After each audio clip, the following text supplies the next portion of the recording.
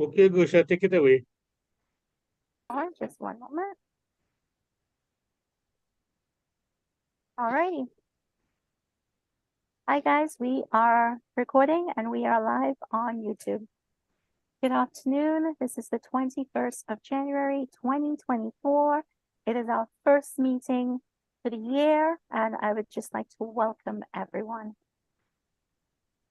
Mutila will be hosting today, and Randy will be doing our interview with our author of the month, Harold Greaves. Mutila, I'll pass it on to you. Welcome, everyone.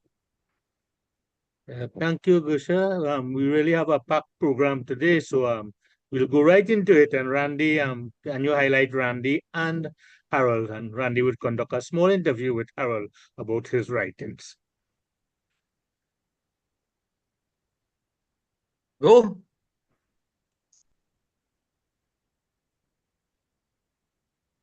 Okay. Hi everyone. I'm Randy Black. I'm interviewing the author of the month for Poetry and Prose, H.D. Greaves.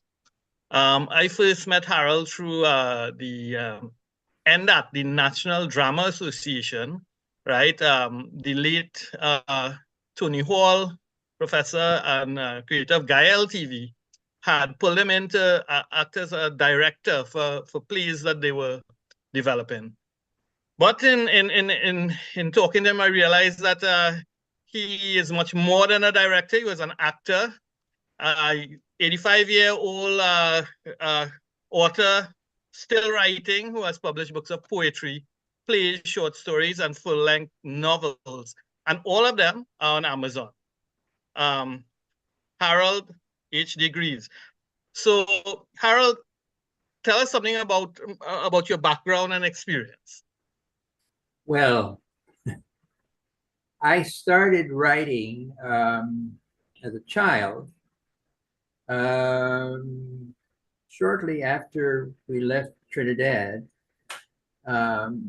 which I didn't particularly want to do. I've written about that in my Poofy Doodles novel, which is autobiographical.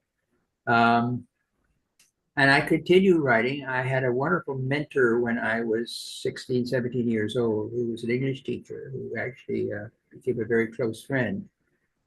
And she really kept me involved in literature and in all kinds of ideas and words and storytelling that have stayed with me all my life.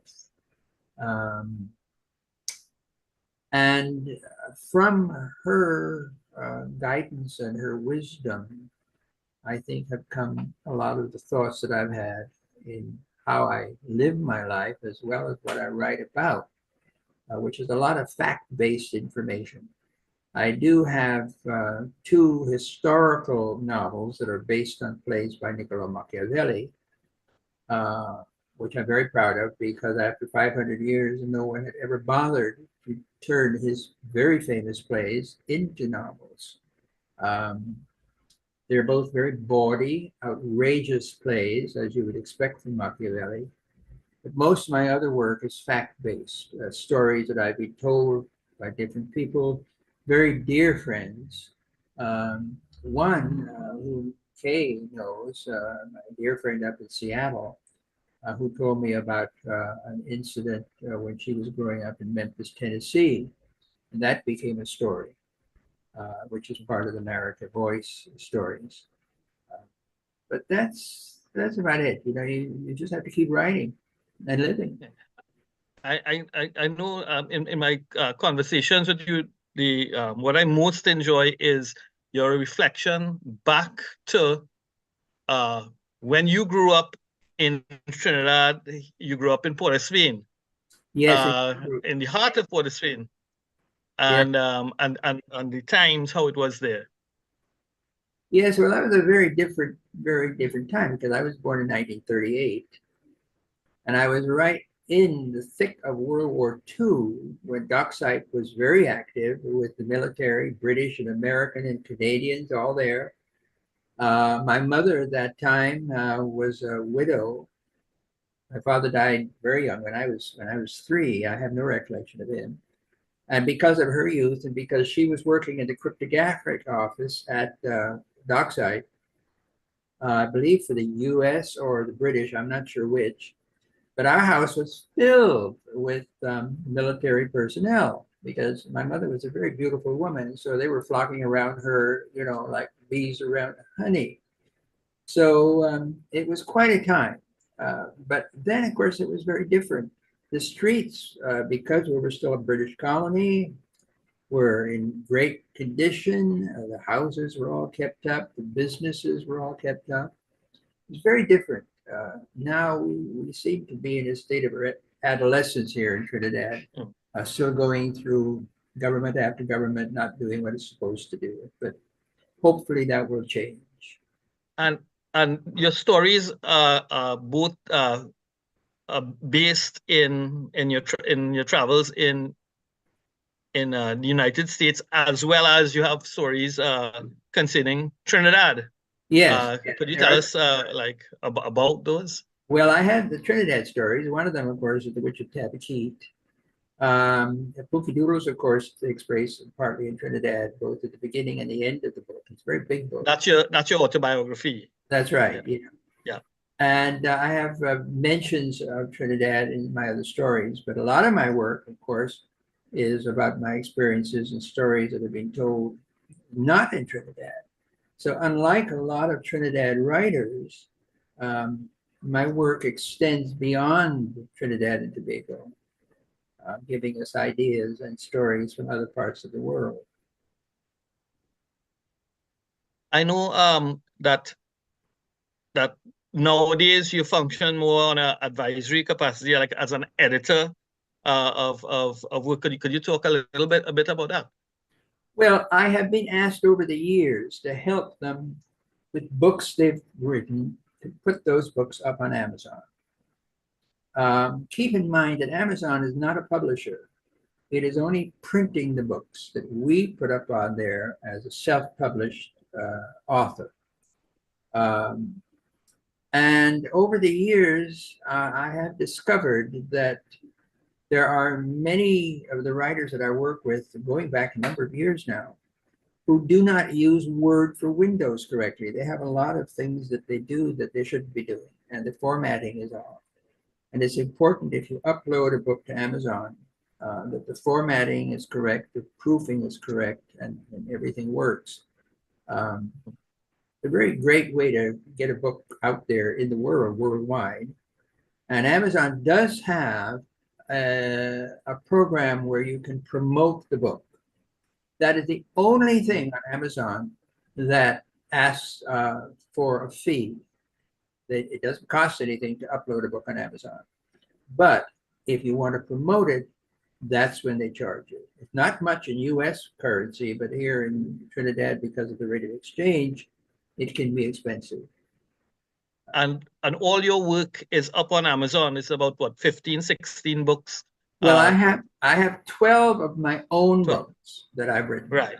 I have 8 books that are public domain books that I have formatted and written prefaces for that actually sell very well. One of them is an abridgment of A Christmas Carol by Charles Dickens himself, which he abridged for use in his public performances, which he gave. He was kind of like a rock star during his time. We don't seem to remember that much. Mm-hmm.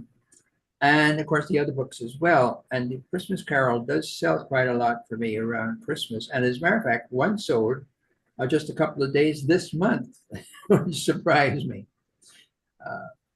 And at the moment, I have 6 books that I am currently in the various stages of completion. So you actually make a small income from books put up on Amazon, and I do. As an editor. Well, as an editor, that's a different situation, because as an editor, the people here actually pay me for doing that, editing, formatting, and proofing the books. Yes. Yeah. I know you did my radio play. You helped me put it up on Amazon, and Poetry and Prose musing in a tea shop. That's true. Yeah. Right, and I've helped Krishna with his book, one of his right, books. Krishna Sam. Yeah. And Right. just another lady whose name escapes me right now, a year ago, I helped her put her book up as well. So, yeah. All right. So I mean, what advice you'd give I mean, surprisingly, I mean, you're an elderly person, but yet you are most up to date with with the technology more than more than most people in even this poetry and prose group, right? Well, In putting your stuff up on Amazon. What advice you would give? well, And how would you address, you know, the yeah, deficiency that you see in terms? well, I'm not all that advanced in the technology other than what I use personally. And what I don't know, I will go to an expert and ask. Um, I have a very dear friend, to give an example of that, who is an actor and director up in Oregon. I've known Tobias now for, oh my God, about 30 years. And he has a system that is not compatible with mine. And I have told him time and again, look, if you have problems with your system, find a young person who is knowledgeable about this and literally pick their brain, because you're not going to find people your age who are going to be able to help you. You just aren't going to not do it. I have other friends my age and they don't have a clue about what to do. So, and what I've learned piecemeal, hit and miss. So I have a lot of expertise now, but it only basically pertains to Word for Windows, which I know quite well. And of course, how to get books up on Amazon. And as far as the books selling on Amazon, I don't promote the books. It costs me too much on Trinidad pension to spend that kind of money. And also, it gratifies me to know that my books are found serendipitously by readers. So I will get royalty checks from Amazon at least twice a year. I think of it as money I find on the street because I never know when it's going to show up. Right. So I know you're thinking of putting together a course to assist in the Yes, local authors. I had mentioned that because of the issues that I found with writers here with Trinidad and with Trinidad publishing companies. So I put it together so that people can come here. I have to come here to St. James. We can't do it on Zoom. And for a minimal cost for 3 hours, I will show you the ropes on what to do and what not to do, format a book and to get it on Amazon and make sure it looks good and so on. And I think I have a valuable service to offer that way. I really do, from what I have seen over the years. Well, on that note, you know, the proof of the pudding is always in the eating, and and what comes next is, of course, a reading of your work next. So thanks for the insight in terms of the world of publishing and your own personal work. Thanks very much. Moti? Thanks everybody. I'm very honored by this. Okay. Okay, Moti, you can Okay, take over. okay, thank you, Randy. I'm sure that our members would be contacting Harold, you know, as regards to getting their work on Amazon. Now, Gusha, are you there? I would like to call on Gusha to start the game with she'll read 3 poems by 3 of Harold's poem, and Gusha, you could give us the name and you can go ahead. Okay, so the first poem, I just need clarification on the title because on the is it pendulum or Pendulum. okay, because this is different. All right. So I have pendulum, Quasimodo, and Eden. Pendulum. I've been told on good authority that poetry is born of storm and fire, from deep wells of melancholy, heartache, and revelation, hurt and sublime resignation, with a touch or two of singing rhyme, and a full ladle of sentimentality. I wonder then why I'm writing this. Perhaps not too terribly wise observation. From a well of happiness and jubilation, I could form similes and metaphors of larks and daybreaks and glorious evocations. I could break into a dance, naked and outrageous, on a public lawn. But I'm too shy. I leave that to others, much more beautiful than I. And I could sing such songs of foolish fascination, composed on the spot with delirious invention. Yes, I could do all these things.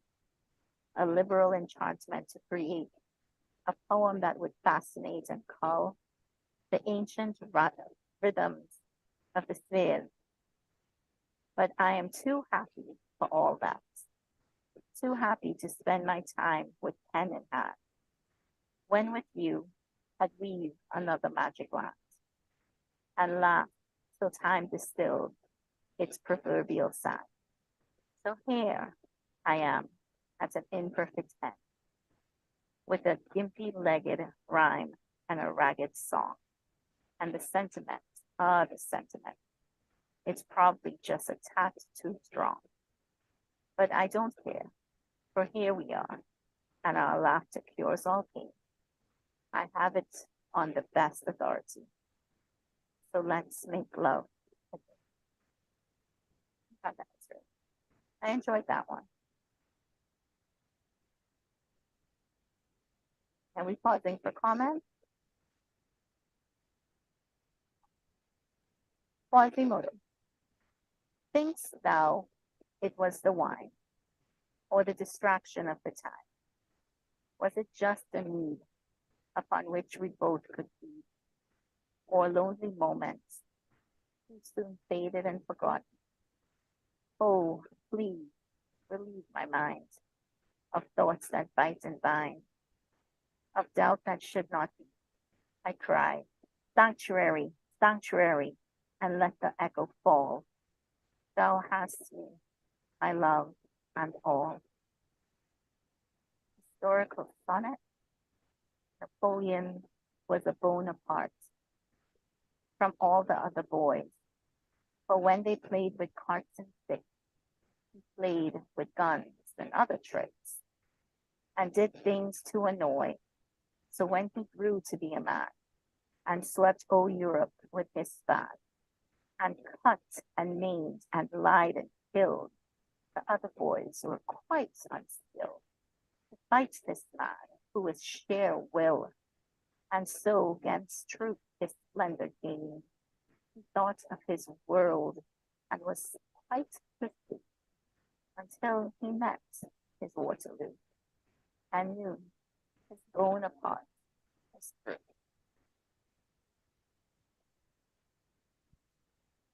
Any comments? Go on to Eden. Quite Shakespearean, I must say. Yes, I love the flow of it.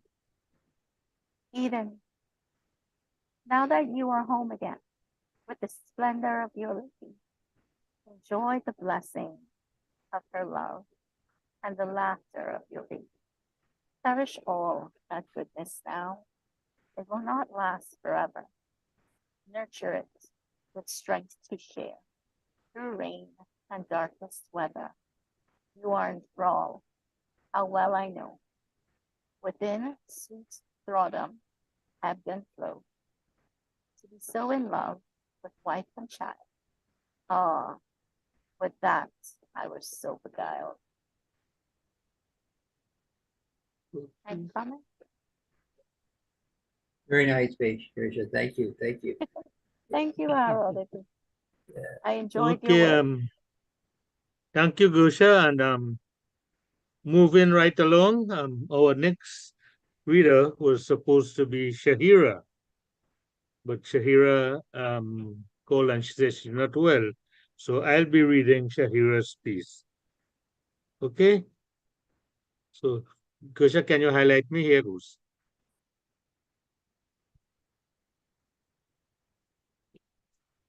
A ribald and irreverent tale from the Italian Renaissance. On an undeniable fair midsummer's morning, Alessandro Stradella, Dante de Loreto, and Giuseppe Guidi, three daring instigators of iniquitous adventures, were hanged. Indeed, they were undeniably hanged, and by a cheerful, smiling hangman who would, as God's infinite mercy allowed, cheerfully declare them dead to be undeniably dead. Their hideous crime, only one, lechery.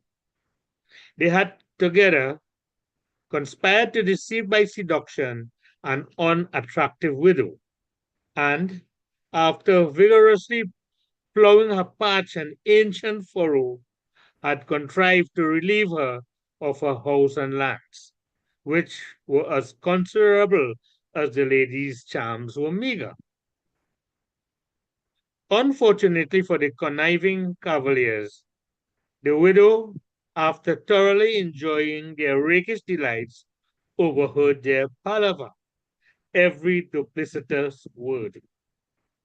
That fateful moment in their fraudulent lives led them through a labyrinth of bleak excitement, tears, and sulphurous outrage, the widows, culminating altogether and so disagreeable for the trio in those three cheerfully knotted ropes snuggled around their helpless necks.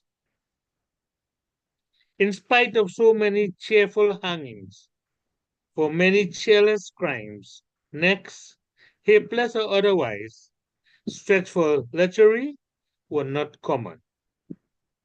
Regrettably, this cannot be said of lechery itself. Forever, forever since evil was created at the beginning of the world, lechery has been all too common, all too common sin, as you and I, being virtuous, know very well. Perhaps this is why common lechery is all too common, winked at as it was winked in the great Republic of Florence, that grand city-state whose government usually had more urgent and important matters to contend with than personal misconduct, or where epic its presentation by irate and ugly old ladies.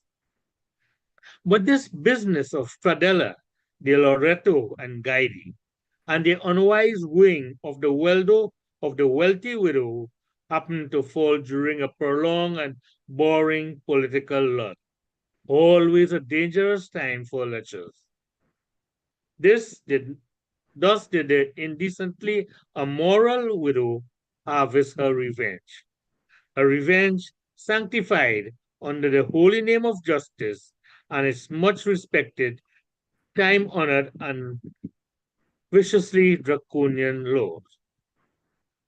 Fondly remembered as a highlight of this otherwise dreary summer of 1580. This gala event drew, as such gala events always do, the obligatory city officials and the usual crowd of clamorous Florentines, all greedily awaiting the moment of truth. Also present was Friar Timoteo, the condemned trio's confessor priest. The old Capuchin, well known in close circles as a venal monstrosity, was a relentless virtuoso of sin.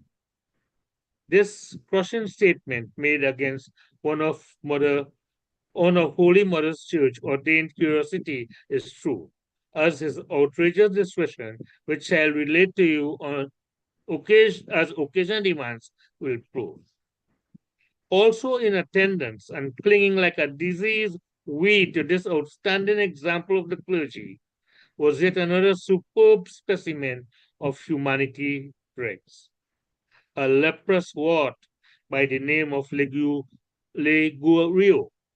an intimate friend of the good friar. This gentleman, unlike his fellow Florentines, cared not a scintilla about the moment of truth, but greatly about the content. Now you and I, we, who so graciously entertain a delicate sensibility, should not assume that Ligurio's tender concern touch on anything so worthy of heaven as cheerful compassion.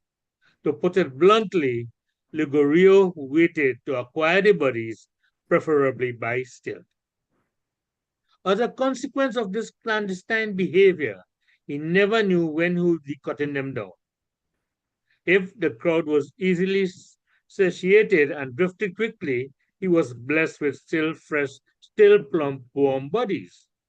If, as was more often the case, the times being what times commonly are, there was an excessive amount of gloating, usually over some exceptionally loathsome creature, he was forced to wait and so end up with cold and considerably less appetizing cadavers. In either case, whether the delectable pliable flesh or rigor mortis, Ligorio was not particular. Neither was the crowd particular. Whether one neck, two, or three, satisfaction was always guaranteed. Even so, to fill in the jolly suspense-filled interval before the breathtaking finale, the mob must be entertained. A need taken care by nothing less than the divine art of music. As any frivolous Florentine might whisper into your ear, hanging without music is as boring as a Borgia banquet without at least one goblet tainted with poisoned wine. Enhancing the gaiety of this gala, a ragged band of musicians had gathered directly beneath the fatal scaffolding, always a favorite spot with itinerant musicians for picking up any loose change. Composed of 6 lutanists and an old fellow who doubled on the crumhorn and serpent, they played light airs and sang gaily, though not well.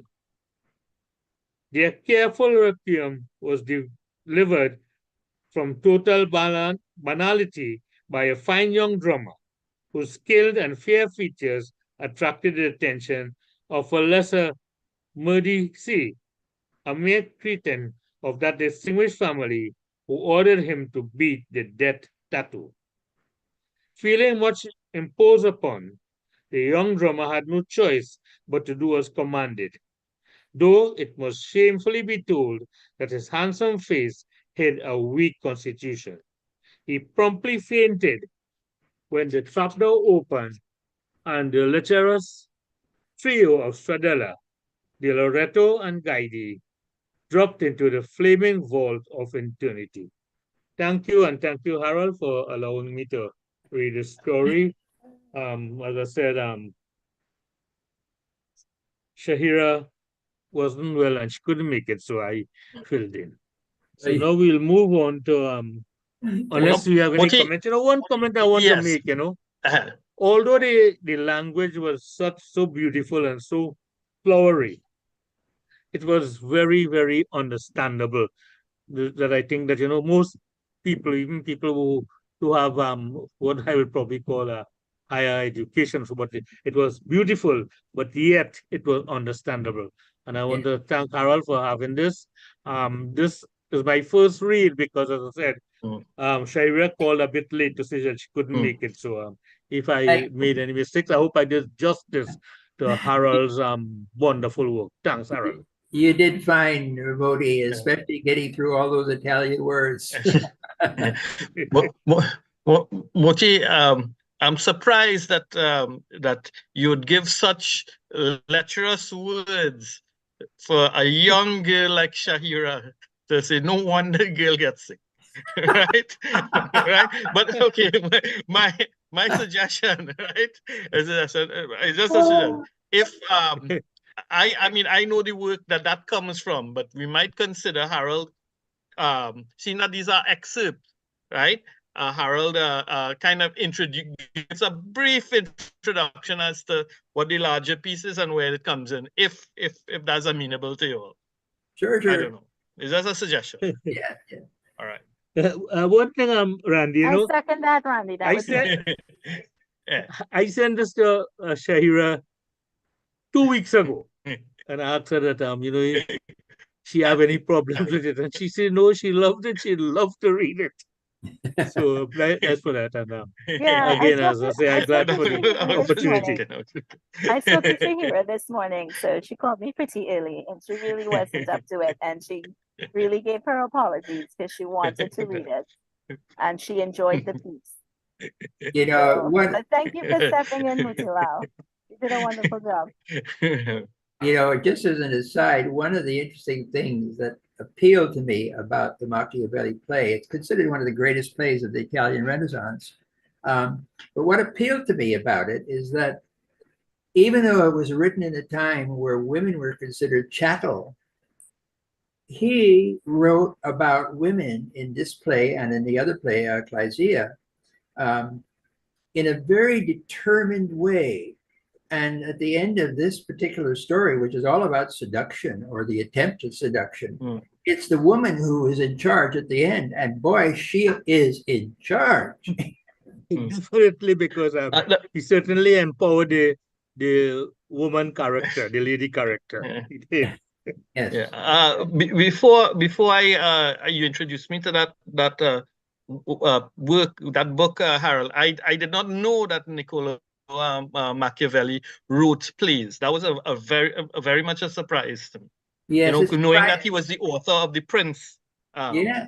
Well, a people just think book of like him The as Prince. Prince, that he was actually a literary character, a literary More writer. political. He has three Yeah. plays. He has the Mandrake La Mandragola, Clysia, which is even more outrageous than Mandragola, and then he also adapted a very ancient play by Terence called The Woman of Andros, which interesting. Okay, so Thornton Wilder. Okay, Randy, he actually let's move along because also Krishna is next, and Krishna has a important appointment, and we have quite a few readers still. So let's move along, and I think in the end, Harold want to read something special.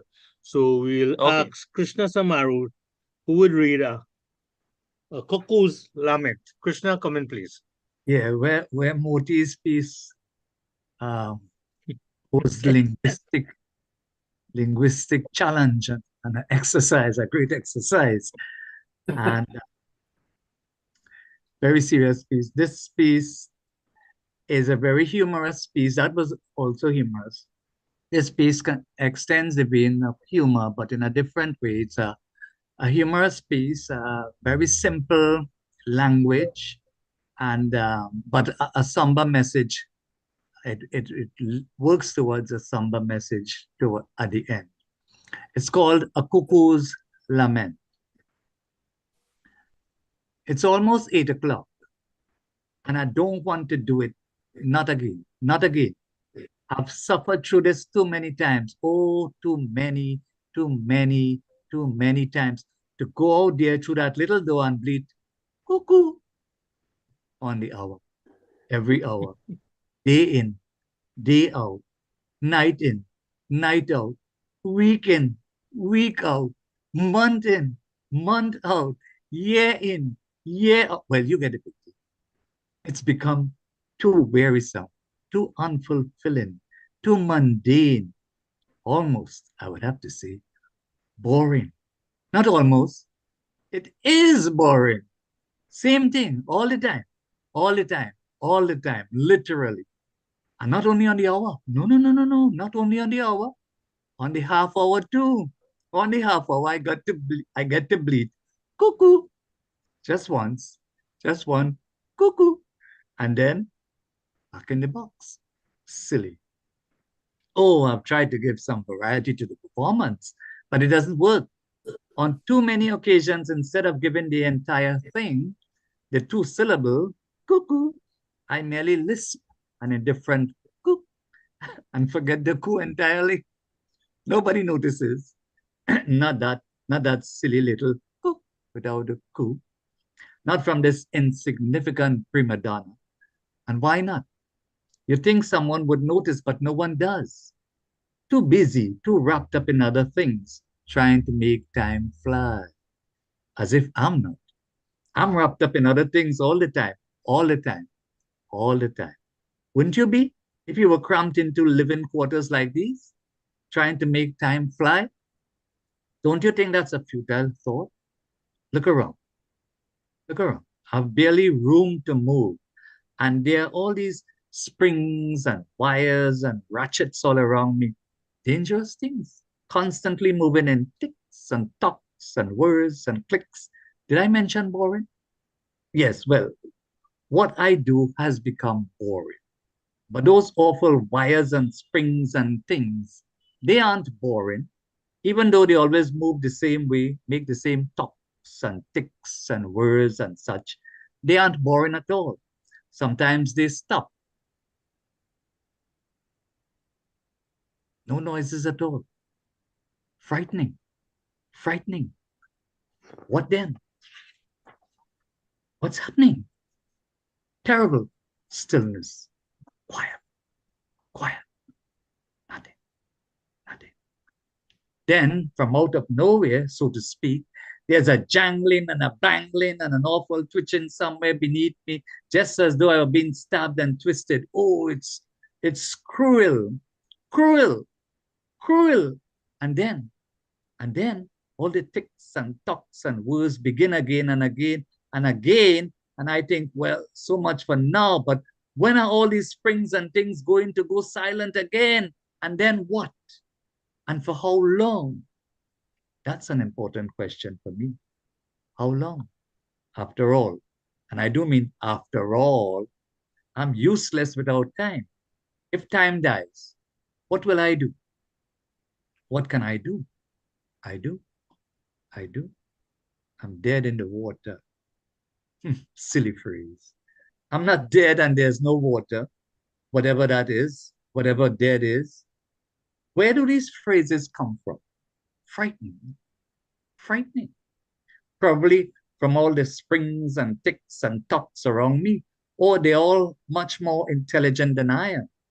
They're also wound up, you see, so much more filled with information, especially when all I get to do on the half hour is one feeble cuckoo. And if I'm feeling a touch delinquent, I'll just do the cook and forget the cook. Oh, I do go on, don't I? Don't I? Don't I? And that's just the half of it. Because, of course, on the hour is when I really shine, especially when the numbers get larger and larger and larger. The only thing is, I can't get past 12. I can't. And it's driving me crazy. Well, perhaps not crazy. Wrong word, wrong word, wrong word, wrong word. Sorry. So sorry. Perhaps merely professionally ambitious. Something to stir my juices, if I had any juices to stir. And what are juices? What are they, I wonder? What are they? Numbers give me odd ideas, especially that number 12. That must be it. That must be it. So I get twice the trouble, twice a day, 12 at midnight and 12 at noon, but it's still 12, 12, and 12 again. I can't get past it. I've heard that 12 meant a lot to someone called Cinderella. You know her? Especially that midnight 12. But to me, it's just a number I can't get past. I heard that Cinderella lady lost a slipper. Well, good for her. Who needs shoes anyway? Especially someone like me who has no feet, not even any legs if you want to know the whole story.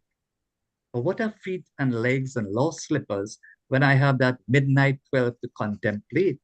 That midnight 12, that awful 12, and I can't get past it. 12 and 12 again, and 12 again, and 12 again. You see how it is? It's worse than writer's block. There's another one of those, that's another one of those strange phrases. I've never had writer's block, whatever it is. Don't write, you see, illiterate. That doesn't mean I'm stupid, you understand? It's not nice to judge. I'd really like to learn how to read. That's the word I'm told. Read. Who told me that? Must have heard it. Yes, must have heard it outside, somewhere. Filters in. Things like books, like library. Is that what I see when I go cuckoo? Must be. Can't tell. But I've no room for those book things. I'm cooped up in here. I've hardly space to breathe. I can't even flap my wings. Well, I couldn't, could I? Even if I could. They are plastered to my body with glue and paint. Pretty things, but entirely useless. So's my tail. It's just stuck on like a bloody rudder going nowhere. Same as me. Going nowhere. Except through that tiny flap door. Propelled like a cannon shot each and every hour and half hour. Grueling performance after grueling performance, which I have to say, no one appreciates. No one. Thank you, Harold. Congrats on your award of Writer of the Month for January 2024. A good way to start, wouldn't you say? Thank you for helping me with my book, Cuckoo, and I'm out of here. Thank you all. Wonderful, Christian. Thank you, Krishna. And before we move along, any short comments from Harold and any of the other participants? I just want to Free jump to in and comment. say, Krishna, I enjoyed your read. Lovely. Yes, Really enjoyed I it. did too. Yeah, Thank you. it was Thank you. great.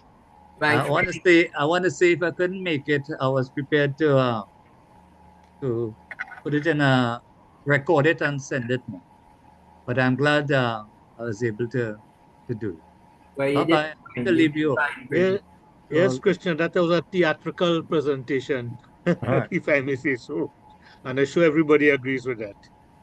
Well, my good friend Kay, who's listening in on this, was the very first person I read that to.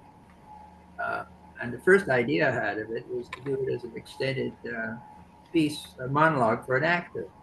So you did really fine, Krishna, definitely. Yeah. Okay, thanks. Yeah, and it was lovely hearing it with the Trinidadian lilt to it. Yes, yes. yes. It really changed. Harold, It made it the feel much Trini, more laid back, and tropical breezes, and that poor cuckoo Okay. just can't get past the 12, and yeah, it was lovely. okay, thanks. Okay. Thank you. And well, moving right along, and now after all these adventures in Italy, if I may say so, we come here to Trinidad. And our next reader is Heather Lalto Ferguson, who would read The Witch of Tabaki. Take it away, Heather. Thank you, Motilal. I was talking to Harold about this earlier, and he gave me a few insights, which we'll probably go into once he has to, after the read. Let's say it's a cliffhanger. It just left me wanting more. The Witch of Tabakit. The West Indian island of Veruca called to me, as so many exotic islands call to those of us who study ancient cultures, civilizations, and religions. I had heard that deep in the interior of Veruca, at the foot of a large and craggy mountain called the Swine, there had long ago been a village by the name of Tabakit, a place I had been told of by Verucans that had mysteriously disappeared. Although profoundly skeptical of mysterious disappearances, the idea so roused my interest that I had to learn its fate. Was Tabakit much the same, I wondered, as the other mountain villages on the island, or had it been in some way different? Beneath the scars and gullies of the Swine, it must have been most inaccessible, and its inhabitants, because of their seclusion, must have been a tightly knitted community. Rumor had it that it was a primitive enclave of former slaves and descendants of slaves, and their belief in Shango, Orisha, and other African gods was strong. So it was that late on a sunny afternoon I sat beneath the bough of a gigantic saman tree, my skepticism intact, waiting to meet the man I had been told could tell me the strange and haunting tale of what had happened to Tabitha. I had been sitting there but a short while when an old black man approached me, tall and slender, with hair as startlingly white as the fresh blossom of a gardenia. He moved with a panther's grace. Barefoot and wearing a clean but shabby grey robe, his only unusual apparel was an old necklace made of red and black seeds. This he touched frequently and reverentially, as if using it for prayer, much as a Buddhist uses beads and Catholics the rosary. Without a smile or a word of greeting, he sat on the ground next to me and, as if sensing my skepticism and at once disregarding it, he began the tale. In hushed and honeyed murmurs he conjured mysterious drums on the mountain and strange hovering clouds, something called baka, and fluttering black knots he believes are ghosts.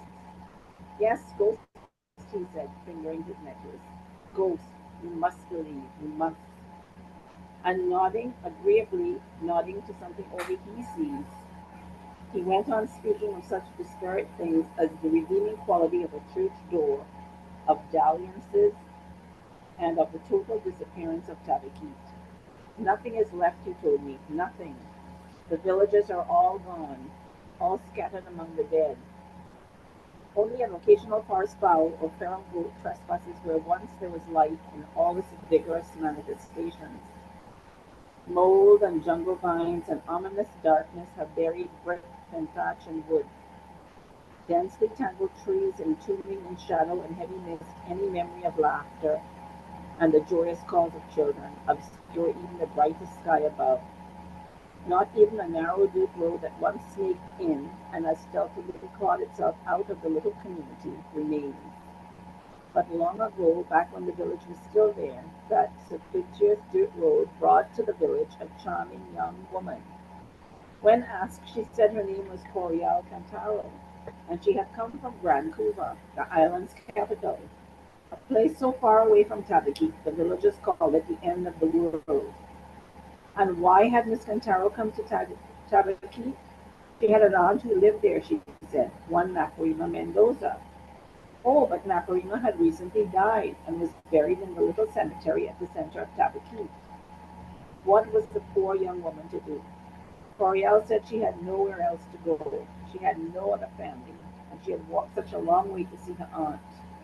But didn't she know Naparima had lived alone? The house, a special house, the villagers said, was empty. Why not take up residence there? How good, how kind they were to her, all of them. She wept for joy and accepted the invitation. It was such a harmless suggestion, that invitation, and born of kindness to a lovely stranger, said the venerable storyteller. How strange then, how terribly strange, that the events which followed might have been prevented, but for that first act of compassion to one so obviously bereaved. Thank you, that's all. Thank you. What manner it is? Okay, Heather, thank you. And Frank, we take your comments first.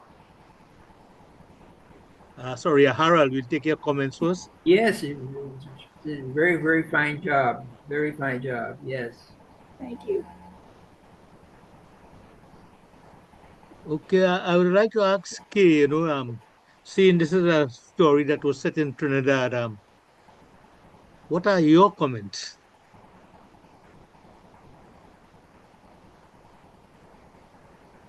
Oh, she's still muted. Okay, Kay, you need to unmute. Sorry about that. That was the first time I had heard that one. And yeah, I thought it was lovely. You did such a great job with the reading. And it's always fun to hear these sort of legends retold in a new way. I enjoyed it. Okay, Okay. thank you. Any other comments, please?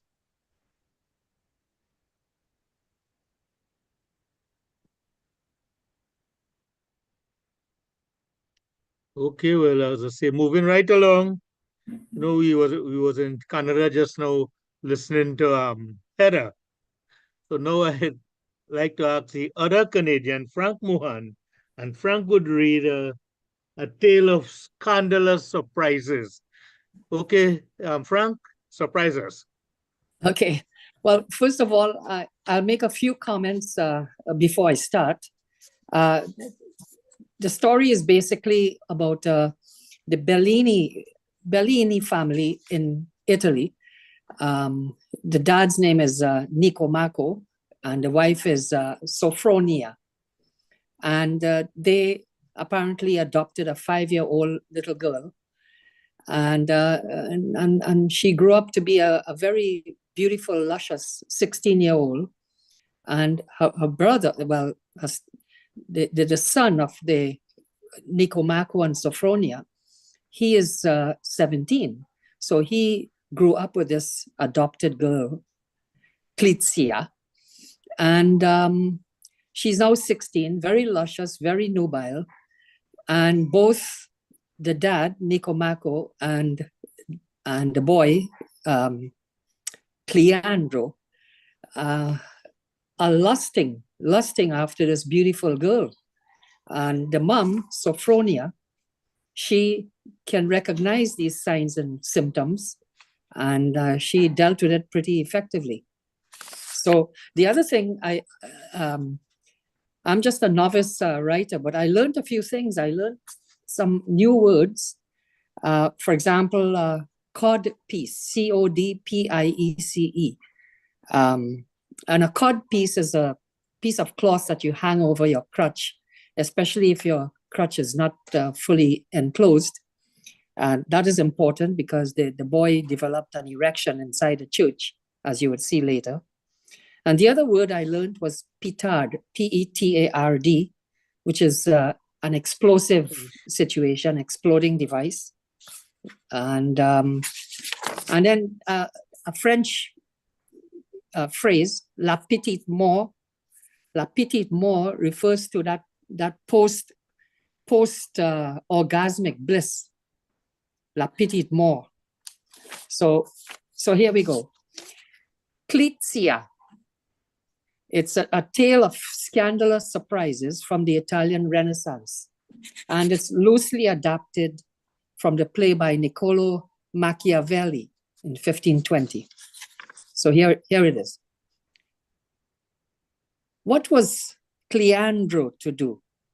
Here he was in church, Ash Wednesday, hideous high mass, not half over.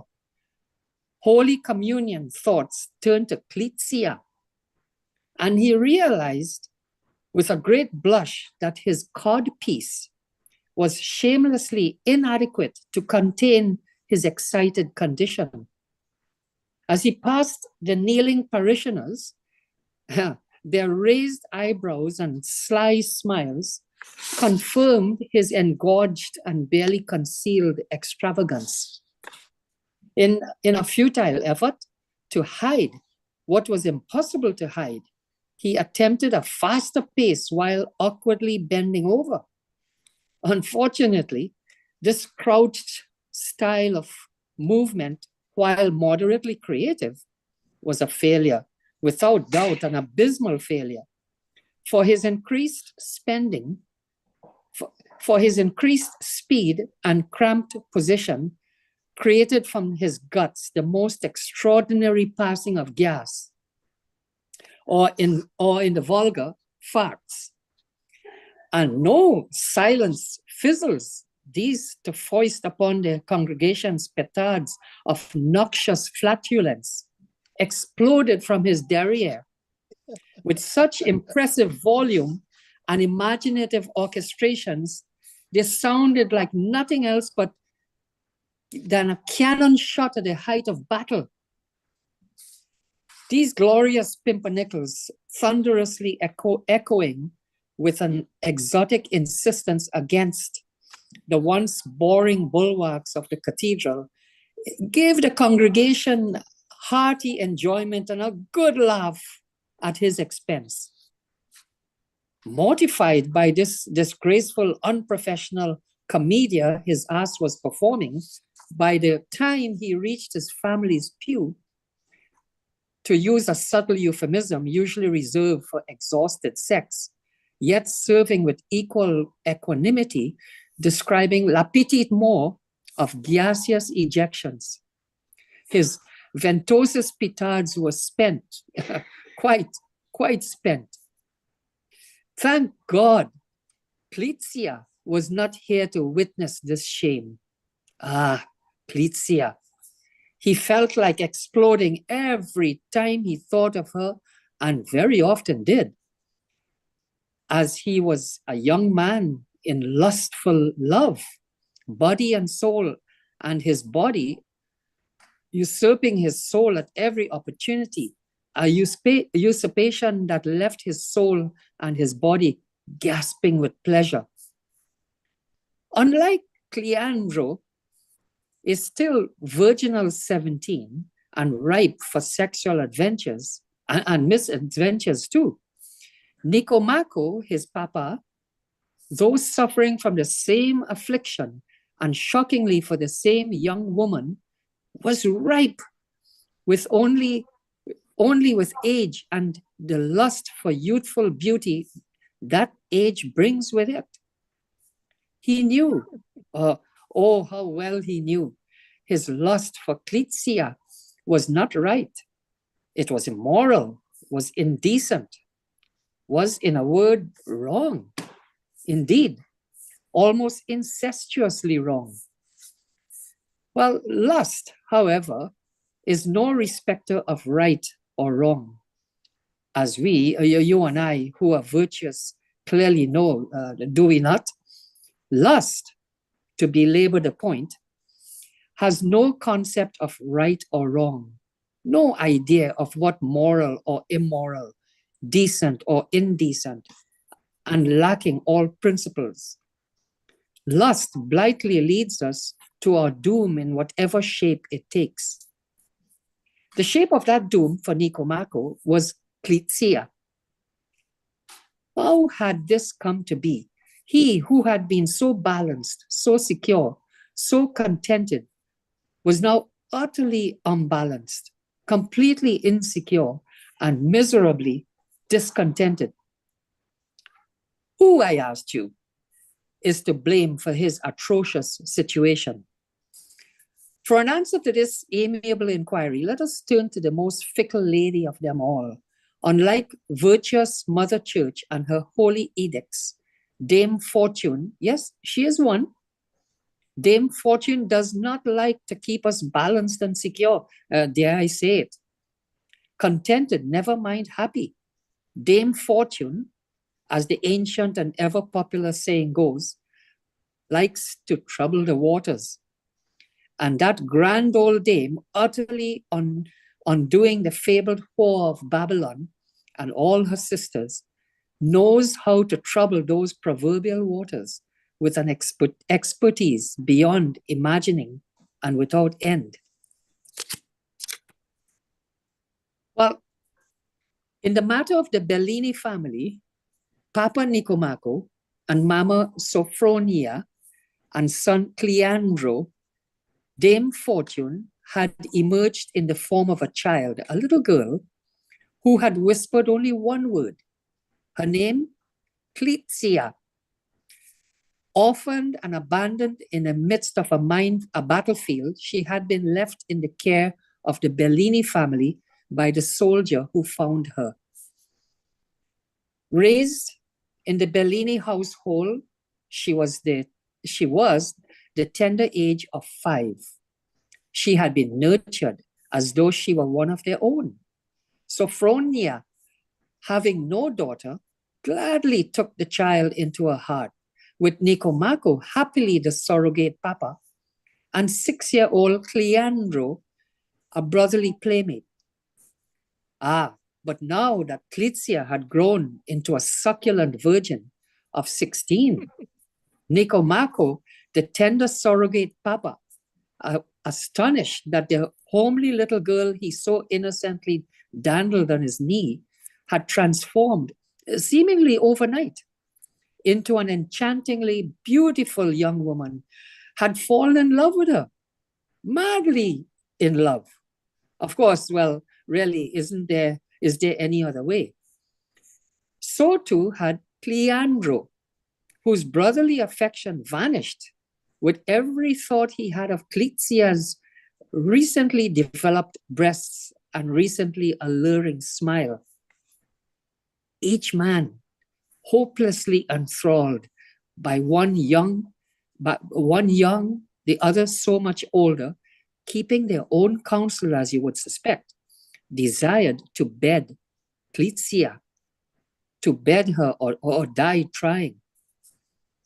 As for Cletsia, the object of these erotic aggravations, she was enticingly seducible, eminently marriageable, scrupulously virginal, and completely blind to the lustful turmoil swirling around her in the persons of her devoted papa and sweetly loving brother. With Sophronia, it was a different story. The most patient and patiently observant of women, she was blind neither to her husband's lust nor to her son's infatuation of the young woman.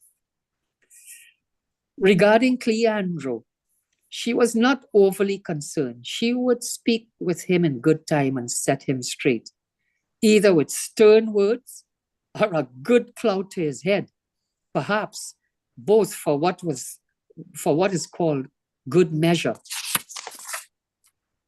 With regard to Nicomachus, however, her ever-amusing husband, she had, over the many years together, quietly tolerated the objects of his occasional dalliances and quietly tormented them too.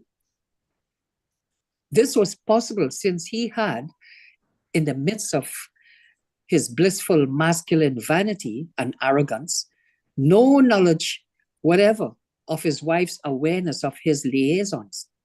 So, when the recipients of his desire discreetly moved to some town or in lieu of geographical distance, flatly refused to see him, he had no idea that Sophronia and the woman had a comfy little woman-to-woman chat. But she could have no little chat with Cletsia, for Cletsia had done no wrong. Sophronia also thought that the situation did border on the incestuous. Though not by blood related, she felt that Cletsia was as much her daughter as if the child had been born from her own womb. And Nicomachus, for all his faults, had been a fond father to this child. Consequently, to protect Cletsia and to restore equilibrium in the family, Sophronia in her quietly devious way, realized that she had to devise a plan that would accomplish both objectives, and it had to be a plan that would succeed. Of certainty, that must succeed. The question was how. Now, here they were, all were, with carnival over, and the populace had celebrated with masked revelry, costumes, music, dancing, indelicate indecencies. And here were the solemnities of Lent in its entire 40 god-awful days and 40 god-awful nights, removing revelry and all joyous entertainments from their lives. Beginning with this, the dearest of high masses, excessively early in the morning of Ash Wednesday, Lent, so preached the current and ever-sainted Pope, kept them balanced, secure, and contented with their lot in life. Or so all ever-sainted popes of the Holy Mother Church had presumed to instill in them a formidable perspective with which only a few happily inebriated souls dared disagree. Of course, Holy Mother Church and its blissful arrogance and vanity did not take into consideration that previously mentioned Grand Dame a lady of devious sensibilities with whom Sophronia had thought in her blissful vanity and arrogance. She knew how to handle. That's the end of that excerpt. Beautifully written. Thank you very much. You read it Harold, very you're good for yourself, man. You know, as Trinise would say, you're good for yourself. Yes. Thank you very much, Frank. That was beautifully read, and I like the use of the language. It sounds, Harold, all the pieces that were read so far, somehow it sounds musical to me, as if there's a beat, a musical beat. So thanks very much, and I invite other comments. Thank you, thank you. But, you know, a lot of the writing I do is written while I'm listening to music, so that might be part of it. Okay.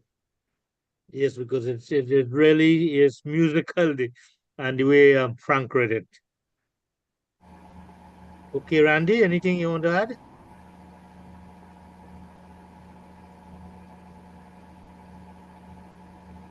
Okay, if there are no other comments, well, then we'll move on to Vilma.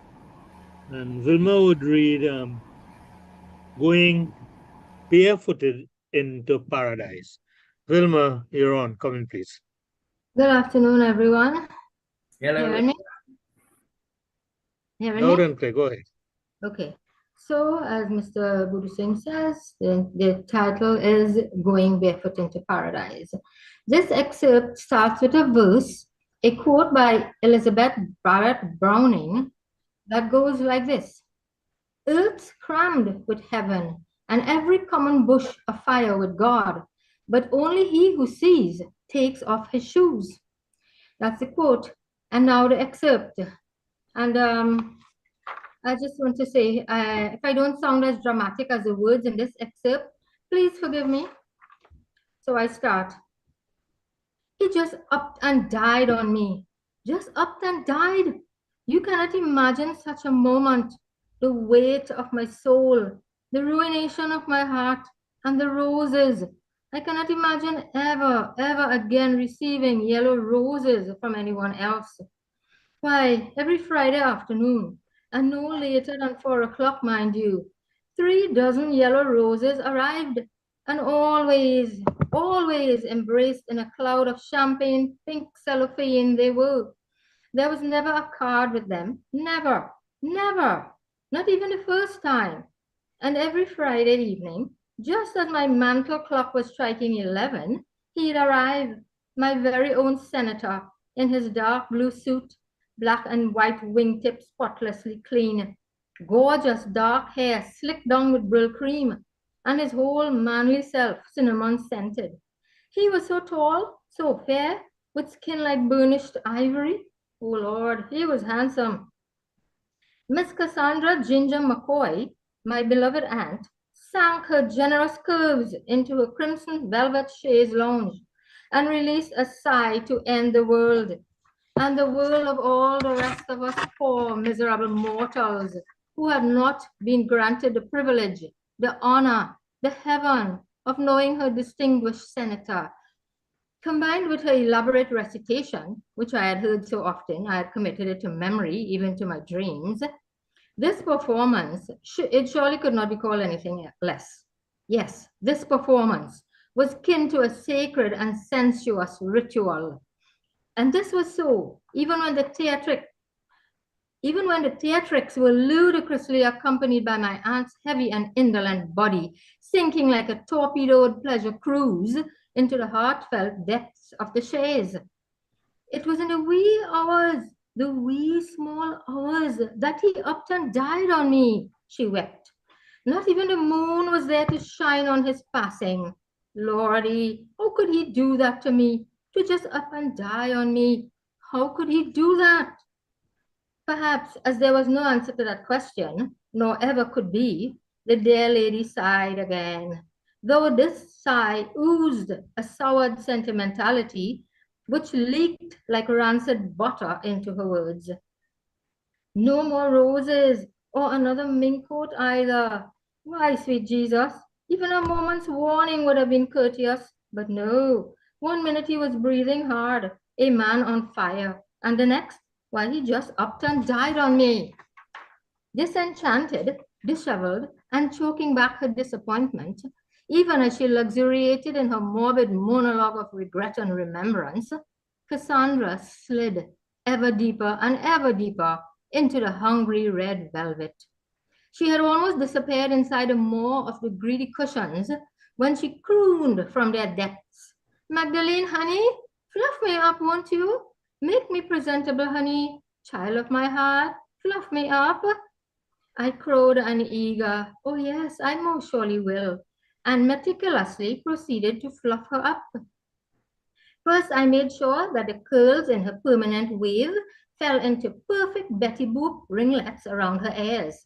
Then I tidied up the damp, smeared rouge on her cheeks, repaired her ruined mascara, and freshened her lips with a kiss from Max Factor's Hollywood Rose.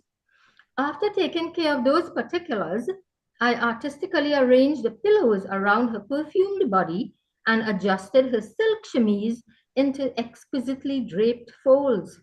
Folds which I imagine, and none too humbly, incontestably rivaled those of the famous Paita.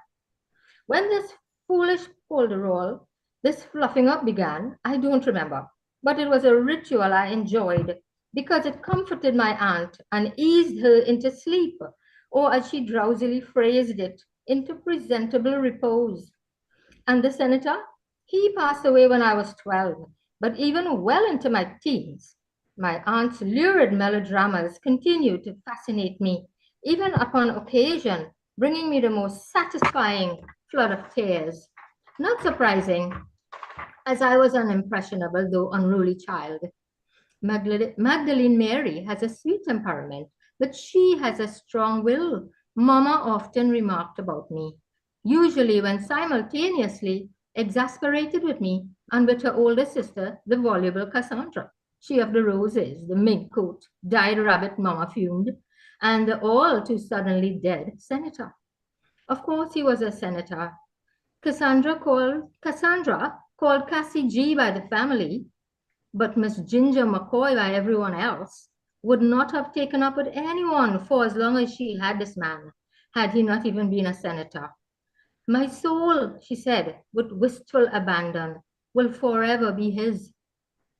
Disregarding the ownership of Cassie's soul, and in the same vein as a questionable mink coat, Mama was suspicious that the senator may not even have been a congressman. "Probably a used car salesman or worse," she muttered, not, it seemed to me, with any tinge of jealousy or envy, but with some grim care that her sister not make more of a fool of herself than she had done already. A woman well past 40, Cassie was considered something of a flibberty gibbet. Curiously, only the family thought so.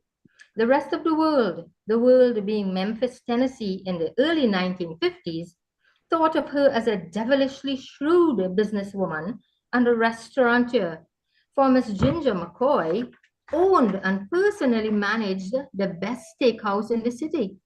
Ginger's was renowned not only in Memphis, but for miles around and extending well across the Mississippi into neighboring states.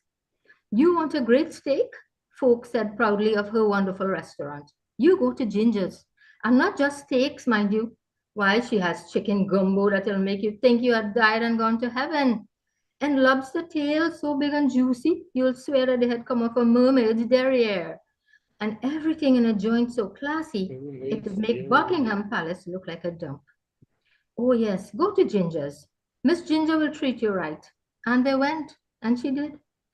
And the classy joint, long before I was born, Cassie G had obtained an old dilapidated plantation house and its few surrounding acres, and had had the property restored to its antebellum glory.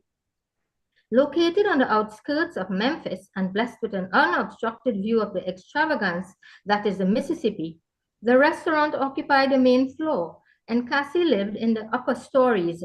Surrounding the mansion, 7 fragrant magnolias stood like gigantic sentinels, each magnificent old tree gracing the property with true southern charm. and lending a touch of enchantment to the beauty of the place. Unlike those graceful magnolias, however, the family McCoy sadly lacked all Southern charm or enchantment, never failed to be preceded with this.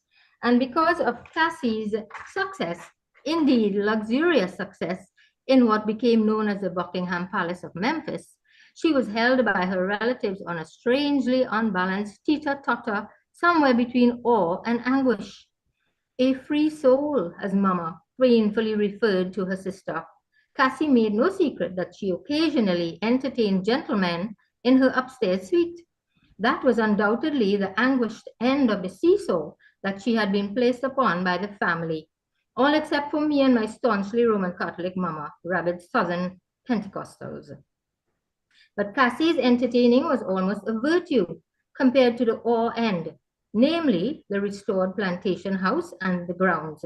A significant part of the awe had to do with her tight lips, for she absolutely refused to discuss how she had acquired it, or more to the point, with what. Thank you, the end. Thank you, thank you. Thank you, Wilma. Cynthia, are you hearing me?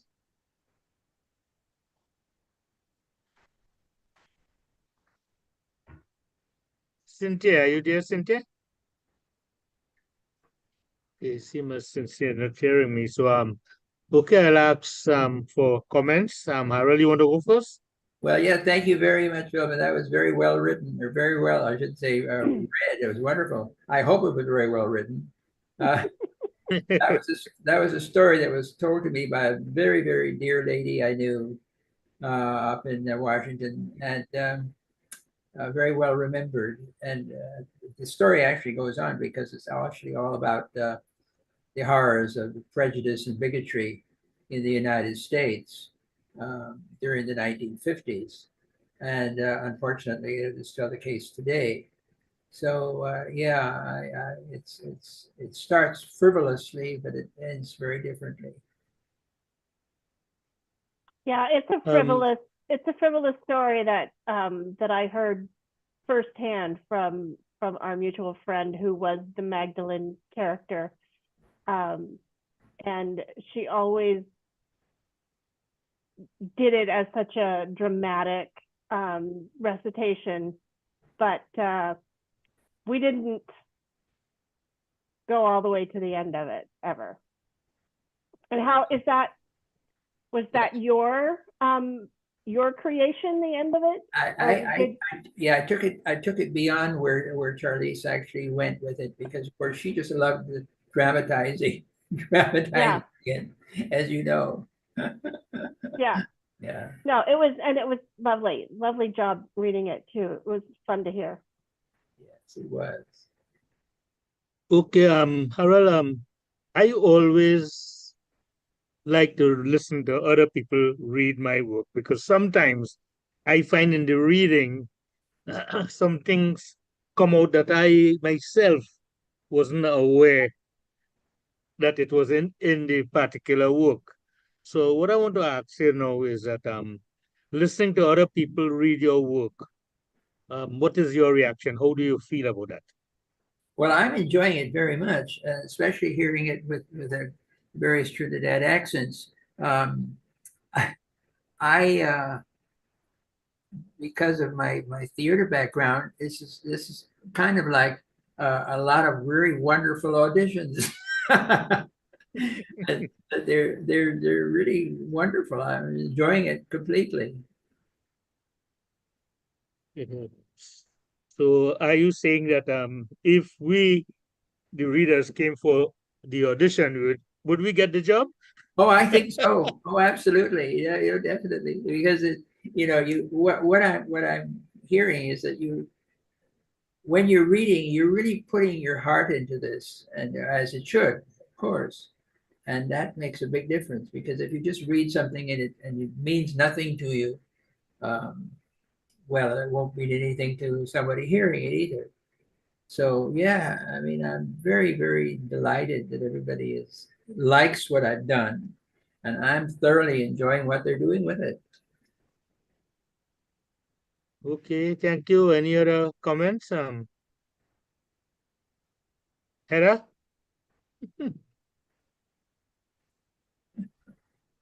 Okay, well, if there are no comments again, we move on to our next reader, Vishnu Gosain. And Vishnu would read Portrait of a Goose. Vishnu, are you there?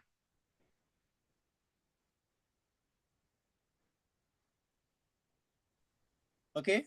Um, All Go right. ahead, So Vishnu. my Happy New Year. My piece is called Illuma, Portrait of a Ghost. Once upon a time, there was an adventurous Englishman named Samuel Mello, who explored undiscovered places and peoples all over the world. Samuel was almost 50 years old when he found himself in the unknown vastness that was and is still much weathered over many rough years. Yet he had managed to retain his well-muscled body and his ruggedly handsome face. And it was there in that breathtakingly beautiful land and among those extraordinarily stately people that he realized of all the discoveries, none had touched his heart as did Illuma, a discovery with whom he fell in love.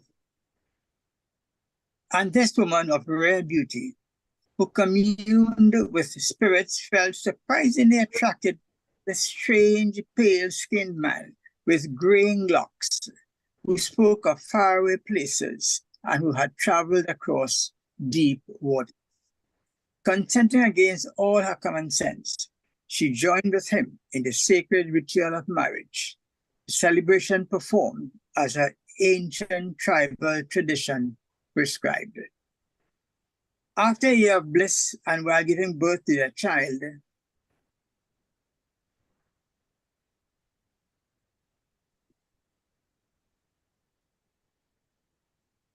Mm-hmm. something is wrong. I think we've lost the volume. Go ahead, Vishnu. We heard you, so go ahead.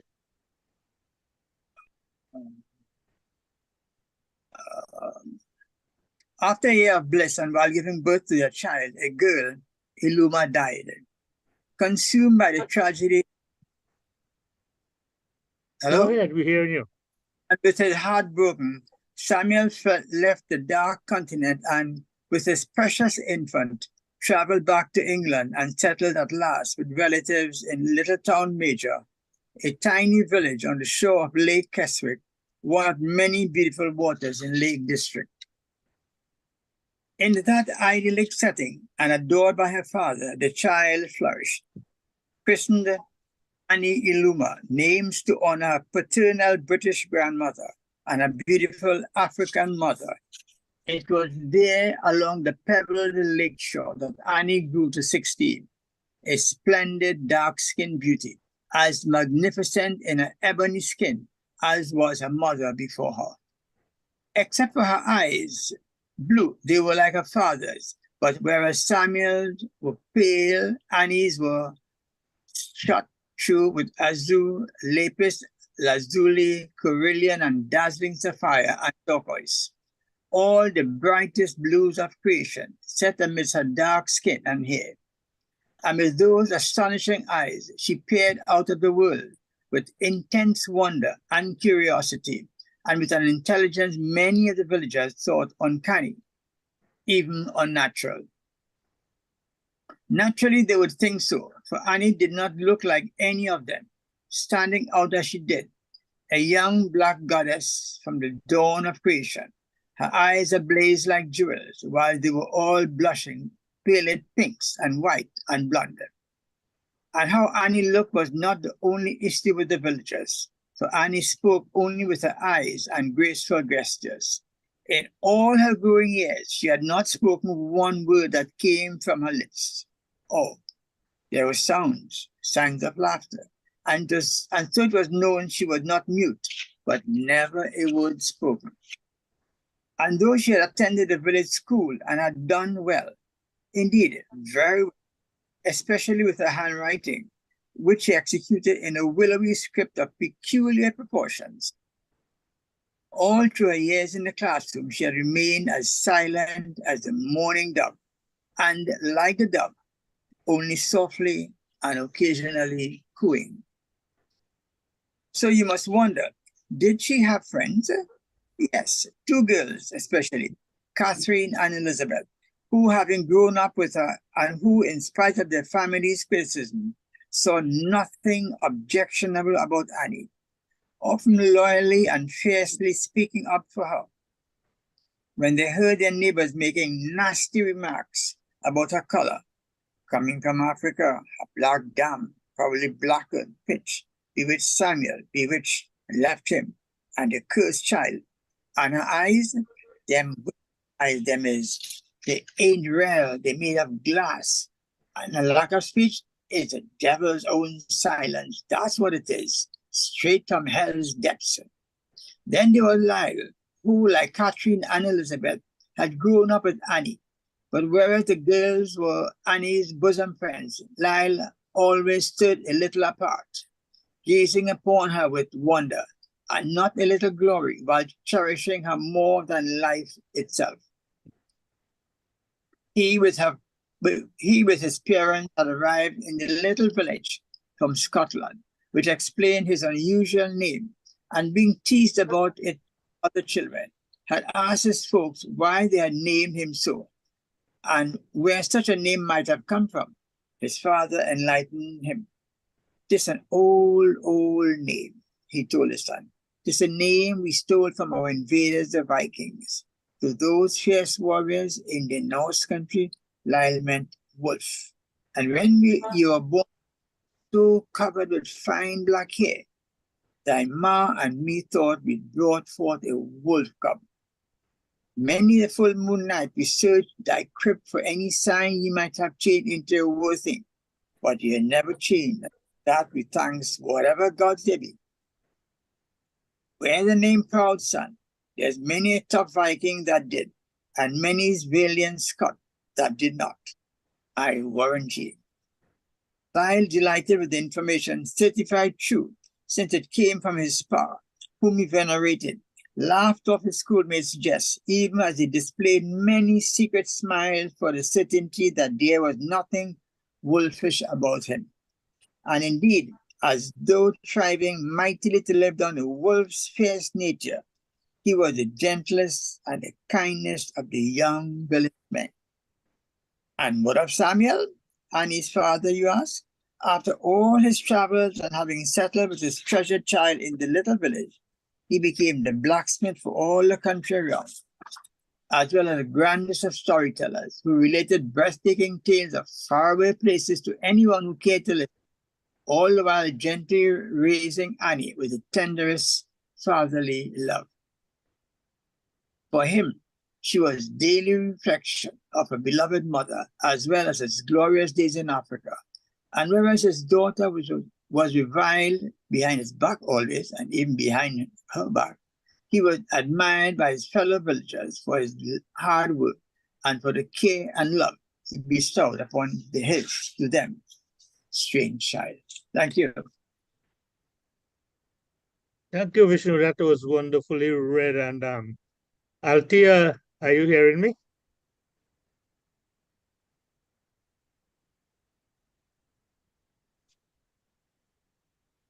Althea, check your mic.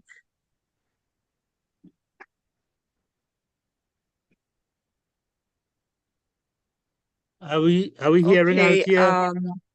Yes. Yes. Thank you. Althea, I would like your reactions of what you have heard so far, and particularly about this last story that Vishnu read. Please share with us.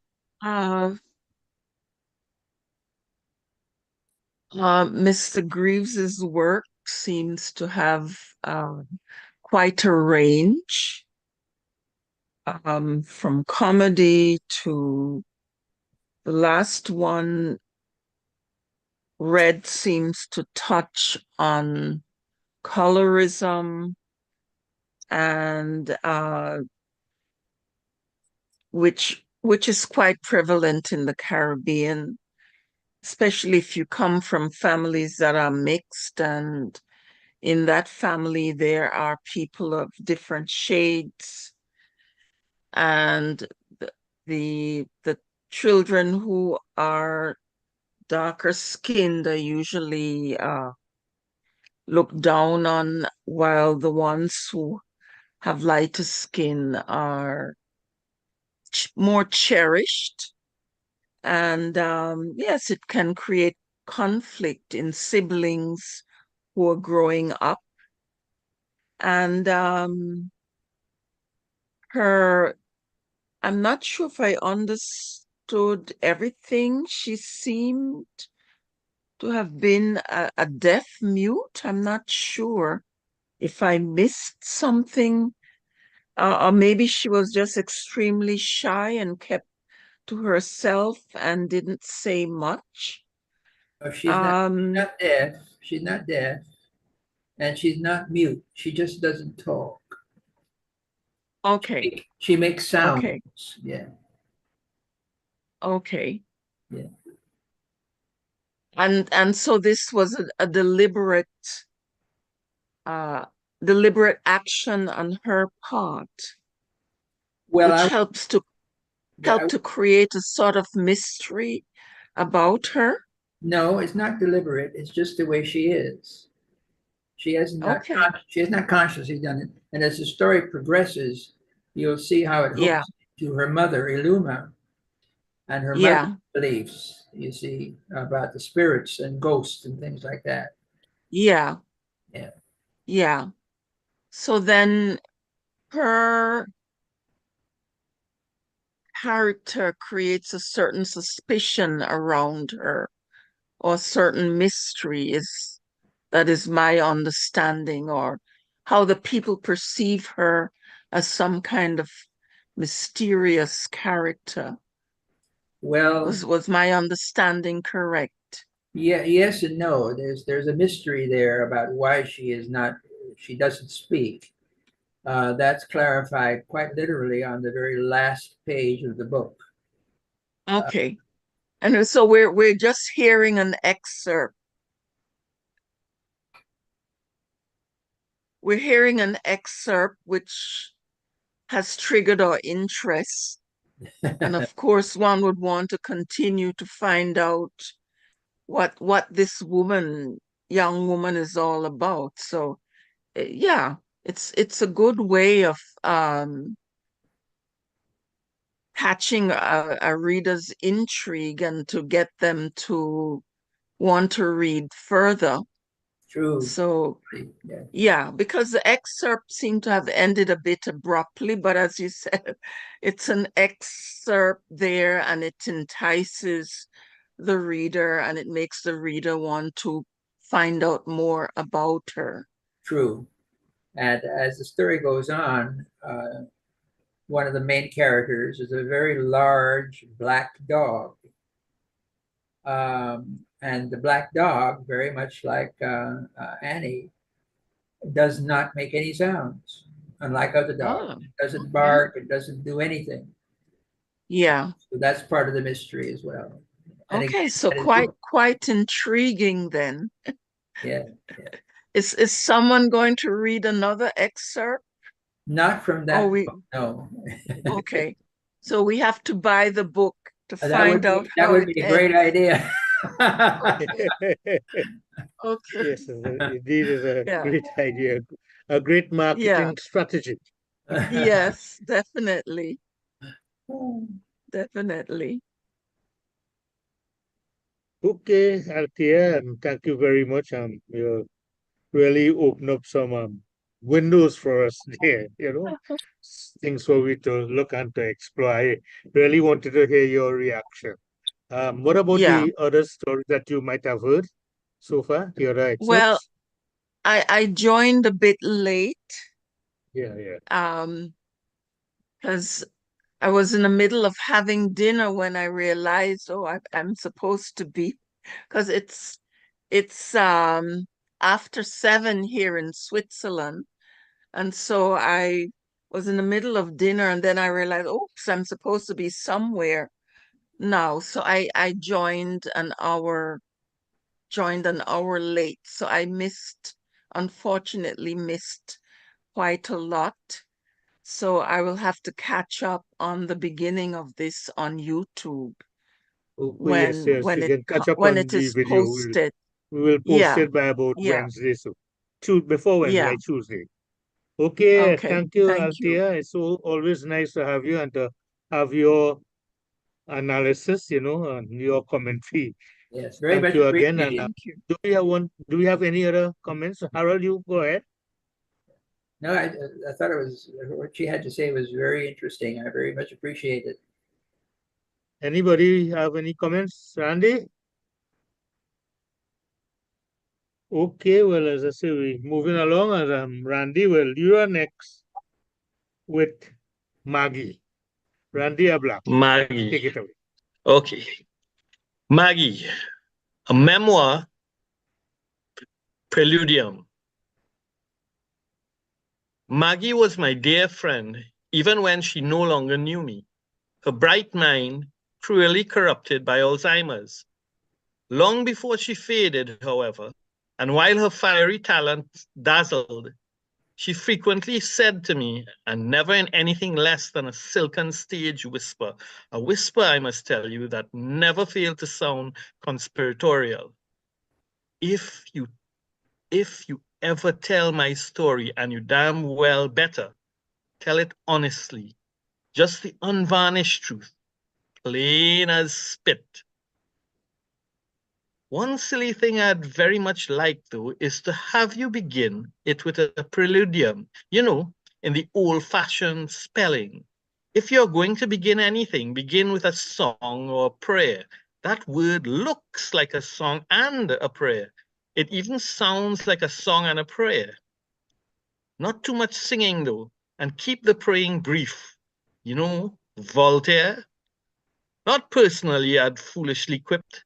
Would you like him in the preludium? She laughed. No, but I want you to keep in mind what he had to say about storytelling. And what did Voltaire say about storytelling?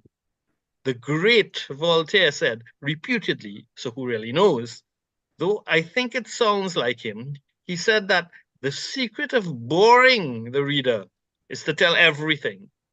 So for God's sake, don't. But while you're singing my praises and excavating my warts, don't forget to throw in the occasional chocolate bar for comfort, Oh, dearest Maggie, I'll do my damnedest. Though I should have started this years ago, and I did try, but grief was too strong, memories too fresh. Now I am older than you were when you left for that far country, and my memories are distorted, as memories become with time and tumult take their toll, even without the terrors of Alzheimer's. Still, I do remember much, and much of what I remember remains fresh and vital.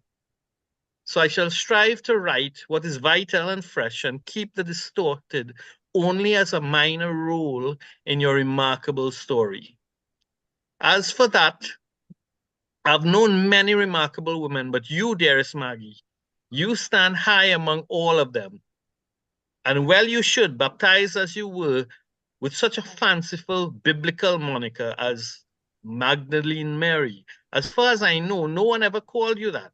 You were ever and always just Maggie, or the name you used when performing in or directing a play. MC Ross.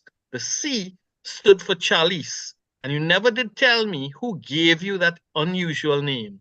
Strangely, I never bothered to ask. A sigh here, I think, is in order, perhaps of regret, always foolish, perhaps remembrance of a lingering bliss, and a laugh too, for I hear you saying as clearly as you were standing before me. It's about damn time. So here, Maggie, is your preludium. And I won't forget the chocolate bars. How could I? You gave one to me at a moment in my life I shall never forget. One. We met through the magic of theater, as healing a magic for the spirit as any physician healing the body. It was the summer of 1985. During the previous summer, I lost my beloved younger brother to an angry cancer, and still grieving and angry at his loss, I did what I always did in times of stress. I attended a play. Looking back, my choice appears as odd as can be imagined. A friend suggested I see a production of Agnes of God. Presented by a local company, the Rain Country Players of Lake Forest Park, a suburb of Seattle, it was an unusual work for amateurs to attempt, not being comedy, farce, or melodrama, but an intensely serious religious tragedy. The talented cast of 3 actresses carried it off beautifully with honest and effective acting. The actress who played the formidable Mother Superior, listed in the program as MC Ross, so impressed me that I stayed after the performance to meet her. Introduced to me simply as Maggie, I found her to be a delightfully warm-hearted lady who invited me to her home to meet the rest of the cast and crew of the play, as well as Roger. It was a memorable evening spent with joyous, talented people, but I decided to tell before the others, crying off because of work the following day, though the true reason was an uncomfortable feeling about Roger, which deepened my grief. Something false about his behavior made me edgy. He was charming and witty, the perfect host, but he seemed to be at once too charming and too witty and trying too hard to be the perfect host, as if it were an act he was attempting to perfect, and which, like a poor magician, he would at need pull out of his hat, holding the struggling rabbit too tightly by its ears, while saying to his adoring fans, "Voila, you see, I've done it. Now, applaud me. Applaud." As I was leaving, he said, "As a writer, you must come back for a quiet dinner, an evening without the theater rabble." Smiling, I said, "I'd be happy to return for a quiet dinner, but I quite like the theater rabble, as you call them. They're good people." "Well," he said with a shrug, "tastes differ." I was so taken aback by his remark and his attitude that, in reply, all I could think to say was an almost curt, "So they do. Well, good night." Maggie, walking beside me to my car, said, "You must come again. I feel a good connection with you." "And I with you," I said. Though the play was tragic, the time spent, strange to say, did a lot to raise my spirits. I'm happy to hear that, though I wonder why your spirits needed raising. Some recent loss, perhaps? As a matter of fact, yes, a great loss. Ah, I see well, she said, her voice no more than a murmur dancing on the late night air. "If you'd like to speak about it sometime, I'll listen. It's good to talk of loss. It might make it less grievous." "Thanks, I just might do that, but you do a lot of acting?" A shadow briefly swept across her face. "No," she said, and though it was softly spoken, there was an edge to it. "No, I can't. Roger won't let me." That's the end of that piece. I liked where you cut it there, Harold. Thanks very much, Randy. Those are very good, very good. Thank you, Randy. I know that you and Harold are old friends. So I'm sure that he must have appreciated your reading. And before we move along, anybody want to make any comments of what has happened so far? Please. Well, I mean, I would comment on the piece read there. I like the themes of the piece in terms of art, and that appealed to me, right? Of course, with the artist and his relationships, or her relationships with family, and that fight between art and reality, so to speak, or that relationship between tragedy and art, that kind of thing, right? I really enjoyed reading it the first time, right? Well, reading it with little stumbling just now. Yeah. So thanks, Aaron. Oh, you're welcome. Okay, and one thing you. I want to just make a little comment, because somewhere Mm. in this particular piece, hidden in it, I Mm. found out that I think I saw there were some tips for writers. So I want to know, Harold, if that was deliberate, telling you that if you are telling a story, how you should do it. So was that in telling the story, did you also want to give tips to, well, the people in this group are writers and all that. So did you want to give us some tips? Well, about the only tip I can say is, I think just about anybody would say, is that when you write honestly, write how you feel, write what you think, and put it in as good a sentence and good paragraphs and as fine a set of words as you can possibly put together. Don't be afraid to use larger words, use a dictionary, get a thesaurus, but make it plain, make it honest, and don't try to show off, just tell the story. Thank you, Harold. Those are wise words for us as budding writers should pay attention to know. Earlier today, Harold asked me that he wanted to read something from a poem from Tennessee Williams, right? The Yes. Night of the Iguana. Yes. All right, just curious, wasn't that I know you know about movies and all that. Wasn't that an Alfred Hitchcock film? No. It was directed by John Huston, as a matter of fact, and filmed in Mexico. I saw a fantastic production of Night of the Iguana at the Oregon Shakespeare Festival, sitting right in the front row center, and there's a scene in it where there's rain on stage. And I remember getting quite wet sitting where I was, and everybody else in the row as well. The film is very fine. Richard Burton, Deborah Carr, Ava Gardner, a really superb group of people. And it's one of Tennessee Williams' best plays. The poem is written in the play by a poet who is known in the play as the world's oldest living poet. His name is Nano, and he's being taken care of by his granddaughter, who's an artist. The poem has always meant a great deal to me from years ago, and I thought that it would feel of interest to the writers here. So here it is. This is Nano's poem from The Night of the Iguana by Tennessee Williams. How calmly does the orange branch observe the sky begin to blanch, without a cry, without a prayer, with no betrayal of despair. Sometime, while night obscures the tree, the zenith of its life will be gone past forever, and from thence a second history will commence. A chronicle no longer gold, bargaining with mist and mold. Finally, the broken stem, the plummeting to earth, and then an intercourse not well designed for beings of a golden kind, whose native green must arch above the earth's obscene, corrupting love. And still the ripe fruit and the branch observe the sky begin to blanch, without a cry, without a prayer, with no betrayal of despair.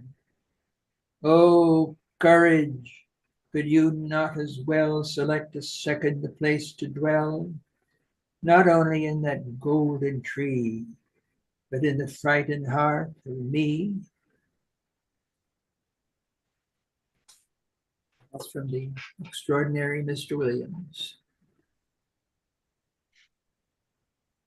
Thank you for that, Harold. And I just want to let you know that in addition to the author of the month, we also have open mic, which writers would read their own work or something they choose. So as we go through this year, as we go forward, I'd be looking forward to having you read pieces of your work that you choose, and in your clearly dramatic fashion that you read. We'd really appreciate to have you on our future programs. Thank you very much. It's One really other thing, in the beginning in your interview with Randy, he was talking about, how how you could help our writers getting their work on Amazon and book on Amazon. Yes. And I'm sure that you must have sparked a lot of interest, because we have quite a few people on the program and people who will be looking at it on YouTube who keep on asking me, that they have this book to write, they want to get it somewhere. So we have a little bit of time now, and I'm sure that this would interest the people. So you could tell us about how you can help, and let them know what you can do, what they need to have, and of course there would be a little cost to it and all that. Can you give us a little something on that? Sure. Go right ahead, sir. First place, if you have books published here in Trinidad by a local publisher like a Paria, for instance, you're still left with all those hundreds of copies to take around yourself to bookstores, begging them to keep that on their shelves. Personally, I find that absolutely appalling. And a lot of the books here by the local publishers, and I've seen them, many of them, do not have correct margins or fonts, a number of things wrong, proofing. These are all items that the publishers here could very easily know how to do properly just by looking at properly published books. But they haven't bothered to do that, apparently. On the other hand, if you put a book up on Amazon, which does not cost anything to upload it on Amazon, my fee is minimal compared to what you're paying local publishing houses to do for you. There, I think, in hundreds and thousands of dollars. It would be ridiculous. But it costs nothing to upload a book on Amazon. As I say, it's not a publisher, it's a printer only. The only thing you pay for on Amazon is if you want to promote the book, Amazon will then have the fee. But the books are worldwide, and the publishing of them then depends on how the books look when they're uploaded. They have to have proper margins. They have to have good-looking fonts. I remember Krishna, when he took a look at the fonts of my books, he noticed one of them had, several of them had the Sitka, known as Sitka text fonts, and he really liked that. And that, and of course the covers as well. So I think it will really help people to not just have the books look good, because that's part of what it's all about. If you're going to sell something, you have to attract people with how something looks. And hopefully it's also very well written. So we'll strive to do both, because I'll be doing the proofing as well as the formatting using Word to put the books up on Amazon. And I think it'll be very enjoyable if we can get a group together to do it. I think that will really help a lot. I have a template ready to show you exactly what to do, where to put the information, and so on. And one of the other interesting things that you need to know is that you need to fill out a W-8BM, which is an IRS US form, which you send to Amazon. And in that way, you will not be taxed by US taxes whenever your books sell. Without that form, you're liable for US tax. We have an agreement with the US IRS people here in Trinidad that allows us not to be taxed by US standards, but we need to fill out that form to do that. So it's a very— Okay, Harold, just 1 minute there now.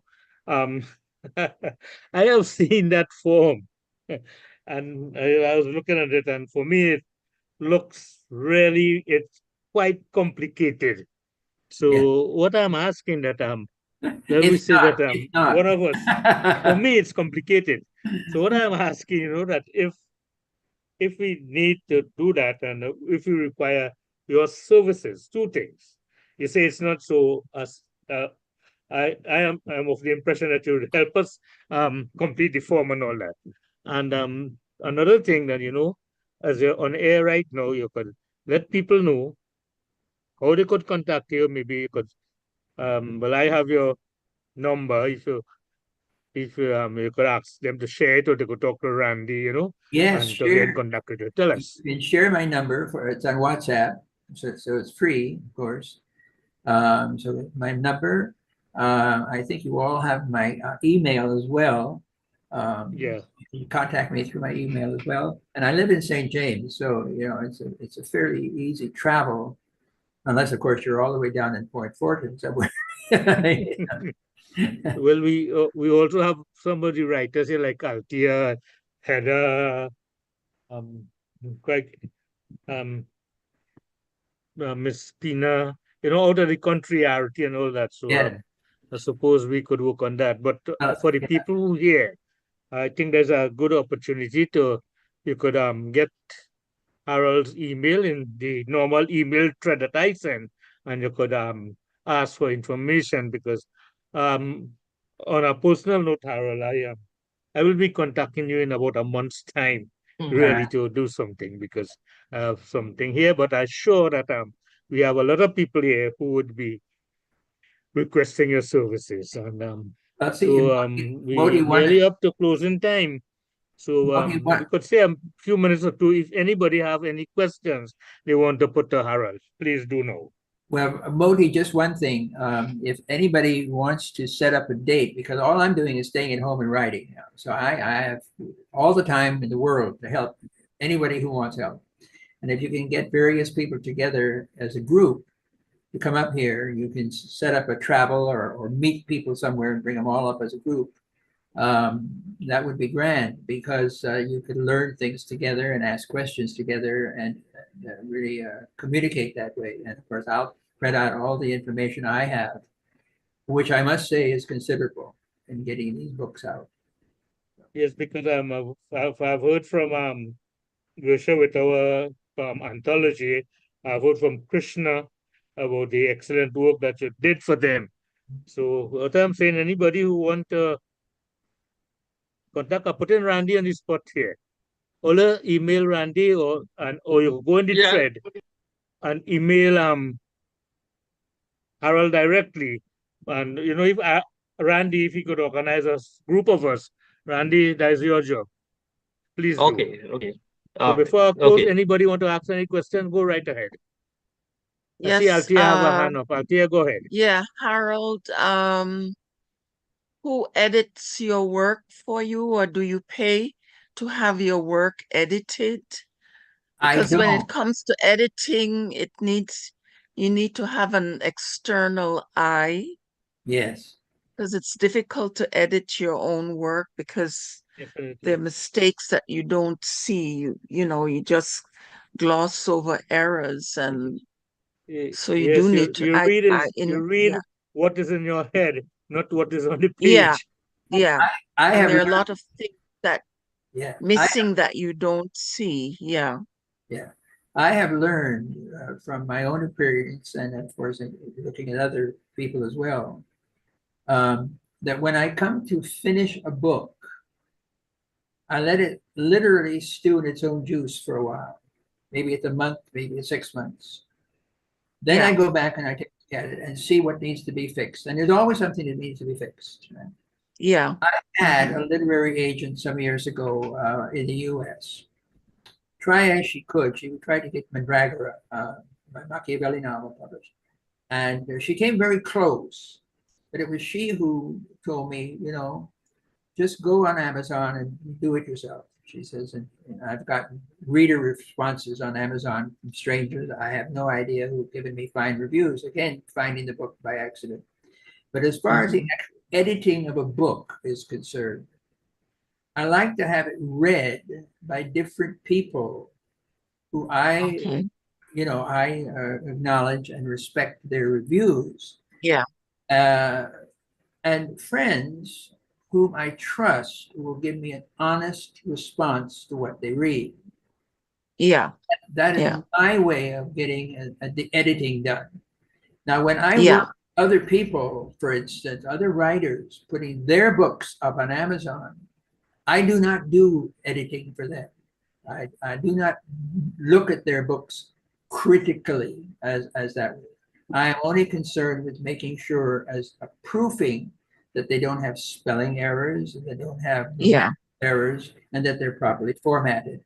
I am not putting myself in the position of being a critiquer. I just won't do that. Yeah. It's unfair, especially if you're taking somebody's money, you know? I just think it's Yeah. professional. Mm. But I think it is important to have your book read honestly by people who are avid readers and who can look at the book and say, okay, well, you need to fix this, you need to fix that. And also know what advice not to take is just as well.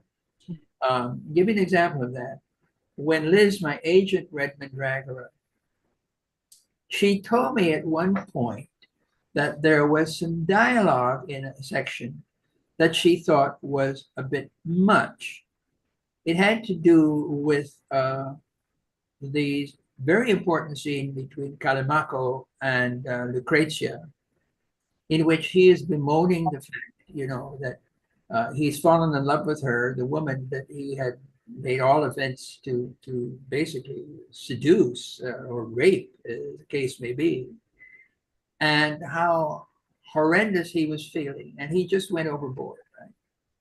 And Lucretia's response, in that same regard, was basically saying to him, "Oh, sir, sir, sir." She says, "Calm yourself. You have obviously spent much too much time at the opera." And it was in direct response to how he put it. And Liz said, you know, she says, that's kind of overdoing it. She said, you've got all these too many sirs, sirs, sirs, and everything. And I said, no, no, no. I said, I want those sirs, sirs, sirs in there because it mimics his ridiculous behavior. So I said, no, I want those kept. So, I mean, that's the kind of thing where you have to make the decision that you know what you're doing and Yeah. you keep what you're doing, you know. But then on the other hand, you can also listen to people and say, okay, you know, I understand what you're saying. That has to go. Yeah. Yeah. Okay, So thank you, Harold. You know, so go ahead. no, I just noticed he said that he has an agent. So that also makes a big difference because the agent has to look at your work before they promote it. So yeah. Liz made me laugh one afternoon. She said that she loved Mandragora for another rather strange reason, because agents, you know, have readers in their office, usually students, right? Read things that they're considering. And she said that she had a couple of her readers actually had to go and look at the dictionary to find out some words I had in the book. And she got the biggest kick out of that. Okay, Yeah. Harold, thank you. And what I'm going to do now, I'm going to ask, if it's okay with you, to ask Randy to share on the chat your WhatsApp number, because this old man can't use the phone and the computer at the same time. So Randy, if you want to, if you could share the Harold's WhatsApp number, so that you know that I'm Okay, sure and that I don't a lot understand of what you're us, asking. I know Vilma want to contact him. I know other people looking at the program or who would look at the thing, Alisa and all of that, keep on asking me, so that All right. please do it, Randy. Okay. Okay, I see Gersha is back here. Gersha, Right. you want to Okay. say On something? You want the to comment on what has happened so far? Hi, just checking in, saying hi. I thought it was a lovely program from what I could listen in on. And Harold, you know, we're meeting on the 3rd to launch the book that you would have formatted and put on Amazon for us. Oh, lovely. Okay, and Yeah, Harold, I so don't know, everyone but would we get have to get you copies on down at that the day. DB library by the hook or the crook somehow. We have to get you down there. So we have to Well, work on that. Just send somebody for me and I'll be there. We work on that. We work on that. Okay, everybody, this is Harold's WhatsApp number. 1-868-395-818. And I'm sure that Harold, you'll be getting some calls That'll be soon. lovely. That'll be lovely. All right. So Really lovely to I help think we had people. a lovely meeting. I really enjoyed Harold's work, hearing it. And sometimes, as I said, it's musical.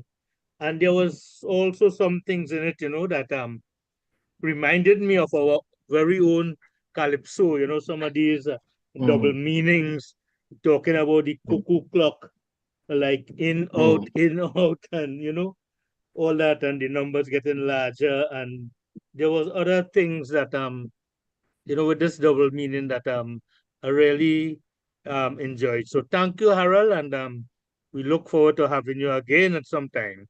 Thank you And I very said much. before that Okay.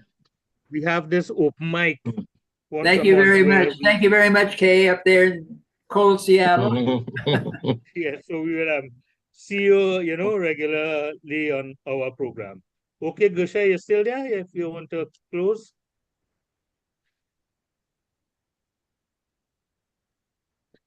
Okay, well, No, we don't want to tell thank you. Gusha Thank you boss so that much for Gusha is at inviting me. work, Yeah. and she's Okay. still participating. So once again, I think we had a lovely program. Thanks to all the readers. Thanks, Harold, for allowing us to feature your work. And Thank you. if I Thank you didn't say very it much. before, Happy New Year to you. And Vishnu, if you're still there, our good friend and fellow writer Vishnu suffered a loss of his wife a little while ago. You want to say condolences, heartfelt condolences from Poetry and Prose, and yet he still had the courage to come with us and read today.